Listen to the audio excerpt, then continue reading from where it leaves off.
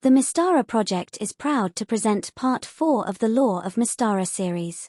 In this episode, we shall cover the Old Stone Age, which spans the 6th millennium BC.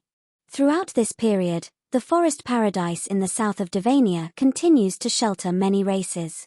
Elves, Gakaraks, Treants, Eldar, and fairies live without fear here.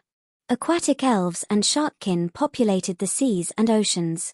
Lizard men occupied remote areas, far from humans. They could be found in the remotest deserts, valleys, and swamps, like the Malfegi swamp.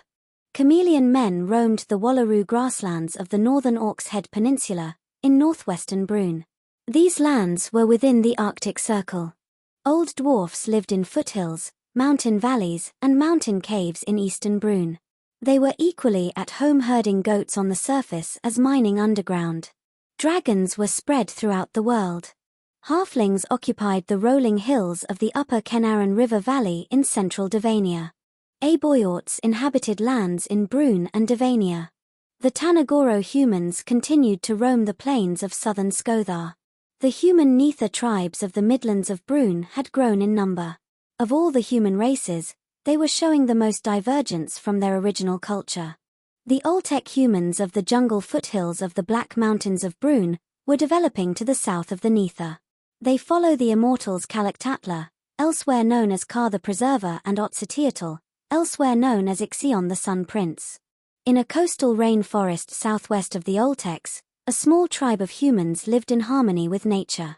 They are known as the Karimari. This is the dawn time period in Karimari history. At some point during the Old Stone Age, the Puka, Chuavid, first uses his timestop device to assist the fairy court in hearing petitions. Toward the end of the Old Stone Age, one Neither tribe starts to dominate its neighbors through diplomacy and technological advances. These Thonians expand from their base at Mohacs, far to the southeast of Borea. We shall now examine the next 500 years, spanning the emergence of the first empires. In BC 5000, the forest spirits stop sheltering the elves of southern Devania. The elves leave their paradise and found their first civilization in Evergrune, a small continent south of the ice peaks. Although it lies within the Antarctic Circle, Evergrune's climate is kept temperate through the immortal Ordana's magic. The fair folk and other forest dwellers follow the elves to their new home. The First Thonian Republic, also known as the Golden Empire of Thonia, is founded in Brune. It is the first human empire on Mystara. The Oltec, Sumar, considered the father of written knowledge, invents spellbooks and magic scrolls. Sumar attains immortality on the path of the epic hero in the sphere of thought, possibly sponsored by Karotiku. Between BC 5000 and BC 4800, Kalitha Starbrow and Ilsundal were part of the first generation of elves born in Evergrune. In BC 4914, the old dwarf, Ubastar Kazakum, is born in the northlands of Thonia. Between BC 4600 and BC 4100, Kalitha Starbrow takes the path of the dynast in the sphere of time. She travels forward in time on 3 occasions to save her dynasty, i.e. the Medita elves. Sometime between BC 4580 and BC 4530, Coronis is born in the Thonian Empire.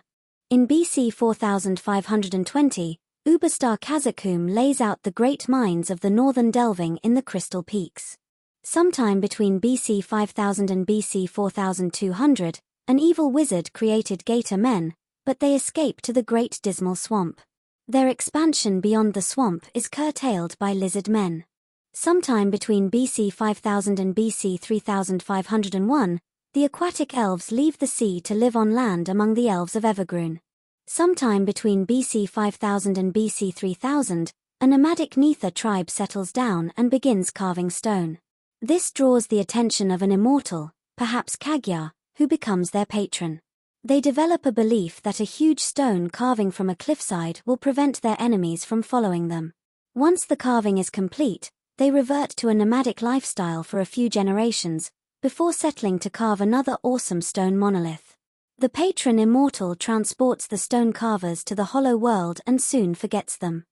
This concludes our look at the 500 years to BC 4500, encompassing the first human empire and the first elven civilization.